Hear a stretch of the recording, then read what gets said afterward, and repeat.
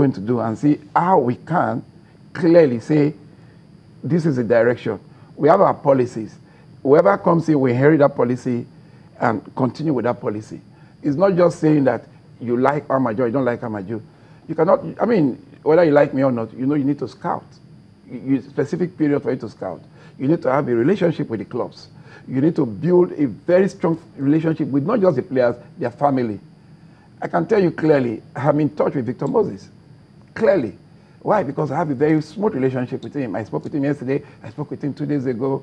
You know, I always talk to him. So you're saying the relationship between the leaders and between you and the players doesn't end with just playing for the national team? No. We play together. We go out. I go to London. I can call Alex. You know, we have a relationship. You must make them have that feel for them to give you your best. It's a psychological thing.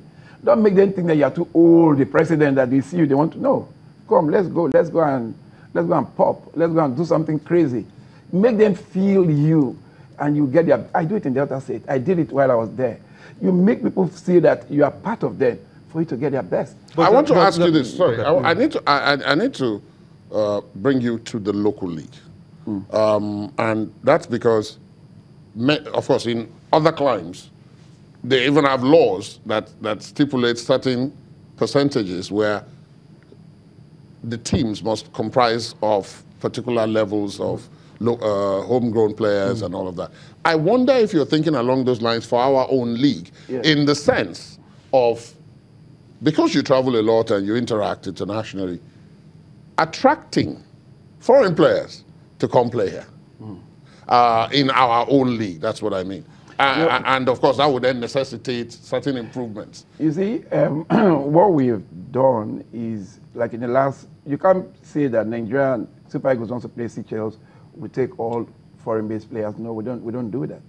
We have our league is doing very well, so we'll bring in players from them. But beyond that, part of what we are coming to do in our second tenure is to build a football economy out of look at the sports ecosystem of Nigeria.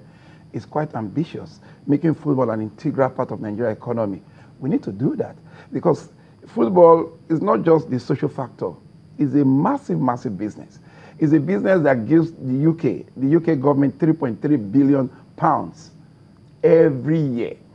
So what do you want to do? We have projects that are very ambitious. We're talking to GTI already to see how we can start a process whereby we have funding totally, especially for the clubs.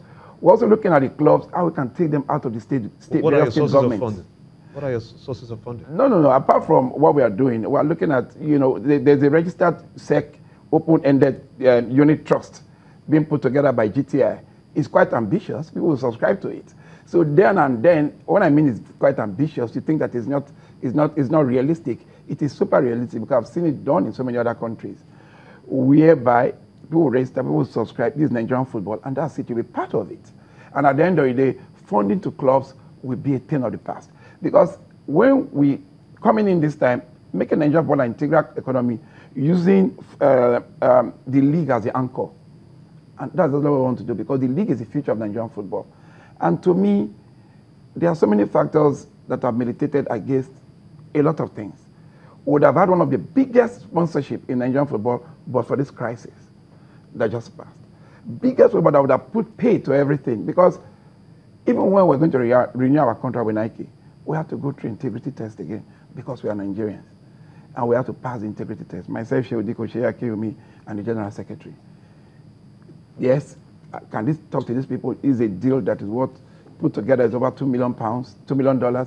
We need people that are credible to do this for us. So we are very, very, we are happy with what is going on. We've not gotten to where we want to get to, but we believe if we work the way we are working, at the end of these 4 years, you will not see a semblance of Nigerian football being part of an integral, not just a peripheral, but integral part of Nigerian economy. That is the truth because everybody today, I'm from the oil region, everybody talks oil. Football employs 103,000 people in the UK alone. Full time. Part time is about 300,000. What does it bring to them? There are 700,000 visitors, club, from all over the world watching football because it's part of the economy. So the question I want to ask is, if you're trying to get the Nigerian league to that point, there used to be a time in this country, and I witnessed it because I walked a long distance to go to the stadium to watch local Calabar Rovers, watch Rangers International, watch the Mighty Jets of Jos, and all of those things. But the thing is it possible? What would it take to get Nigerians back to that point? Is this what you're talking about? No, that's exactly what we're talking about. But you see, the competition now is stiff. Why? Because there's the EPL, there's the La Liga, there's the French Championnat. People, instead of going to watch these matches, would rather sit in their home and watch these matches. Do you understand? So it's a very tough competition. Because in 30 our teams are not technical in play. Because now, if, for example, Arsenal is playing Manchester United at 6 o'clock, trust me, even Barcelona and Real Madrid will not want to play at that particular period. So all those are the things that we are looking at. We've just set up a reform committee that will educate us on the totality of what we can do to transform Nigerian football beyond our ambitious project to that level. It's really, really important. We just want to have this enabling environment which Mr. President has created for us, that I can say clearly. He created this environment for football to thrive. If we continue in this manner in the next 4 years, trust me, Nigerian football will be better for it. I say this because I'm very emotional saying this. I recall when the crisis was going on, the president intervened directly to save Nigerian football. And since that time that he intervened till date, Nigeria from the bottom of the group, topped the group, and qualified for the Nations Cup. Super Falcons won the Nations Cup against all odds, so to speak. They beat soccer, they've qualified for the World Cup. The under-17 team, they've qualified. Look at Sierra Leone. They had similar issues. The government did not intervene. They were number 2 after not going to the Nations Cup for a long time, at the verge of qualifying for the Nations Cup. And they have similar crises, and they were banned by FIFA. Today, even CAF is going to impose some level of fine on them. So we really want to thank the president. And again, going to Katsina for my election, a lot of people did not give the opportunity that I will win. But I went to Katsina. I'm an Ishakiri man from an ethnic group that's less than 400,000. Nobody, why are you going to Katsina? I said, Katsina is home to presidents. If President Buhari can come from Katsina, me, I can also be president from Nigeria Football Club. And I went, and it was a beautiful atmosphere. The FIFA observers, everybody, they say, so this is not what we're talking about. I'm happy because the notion about Northern Nigeria was negative. But the delegation from FIFA, the delegation from CAF, they say, so I say, yes, look at Katsina, look at Niger. There's nothing like that. Let me put you on pause. We'll come back for your final thoughts on the program today, but we'll take this break.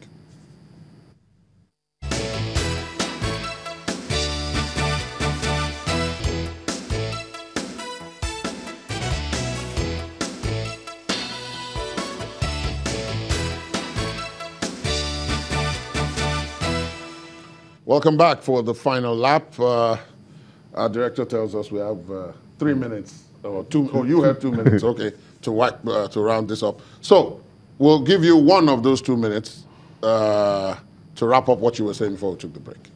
Yeah, like you were talking about the importance of the government intervention at the time. Yeah, it was very critical, really, really critical. We just believe that, the government.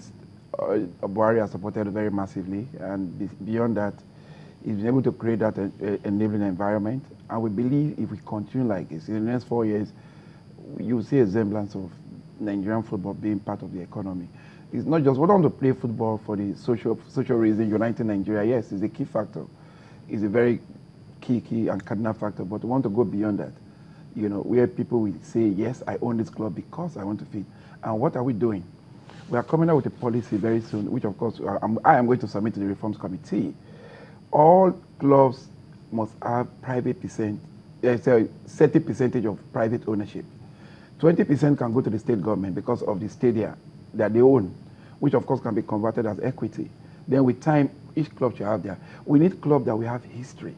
That's the only time you see Nigerian football playing in the finals of the Champions League. If you look at all these clubs playing in the Champions League, today, they all have history. Ali, Raja, they've been there for ages. So it's not when a governor likes a club today, the club is promoted. When the governor leaves, for example, Lalong, the governor of Plateau State, has been exceptional with Plateau United. If he leaves today, what happens to Plateau United? So that's what I'm saying. So the same thing with, you know, some other governors. So we want the football, all these football clubs to be owned privately.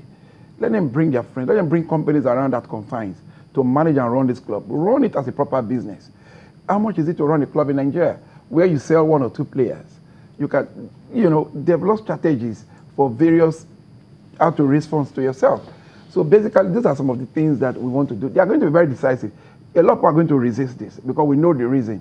But that is the vision. That is where we are headed. It's on that vision note that I'm going to have to stop you. Our time is completely gone. Thank you. Amaju Pinnick, the president of the Nigerian Football Federation, of course, also the first vice president of the Confederation of African Football, has been our guest on Sunrise Daily. Thank you very much for joining us. And it's also time to go, guys. Yes. It has been 3 days of exciting moments. Yeah, it's with you. It's been really lovely. Here was it was what? For me, it was a very humbling experience. No, for me, it was a very humbling experience too. But it was good having you join us. Thank you. Ladi Akeredolu, and I think for those people who have watched Channels TV for the past 20, 21 years, will know that when they started, maybe like 15, 16 years ago, Sunrise Daily. 1998, actually. Ladi was the pioneer anchor on the show. And, it feels good, you know. You could learn a lot from Ladi. Thank you for being with us. Guys. Thank you, Gimba. Thank you, Neota. I feel very humbled. And like Amaju was saying, that I'm getting emotional. Let's wrap it up. Round this up before I really get emotional. Thank you very much. It's been a pleasure having you allow us come into your home this week. And of course, from Monday, Sunrise Daily will be back at the same time, 7 a.m. But from here, from all of us, my name is Ladi Akeredolu. I'll see you some other time. I'm Gimba Umar as well. Neota Igbe. The views and opinions expressed by guests on this program are those of the maker and do not necessarily reflect the views, opinions, and endorsement of Channels Television.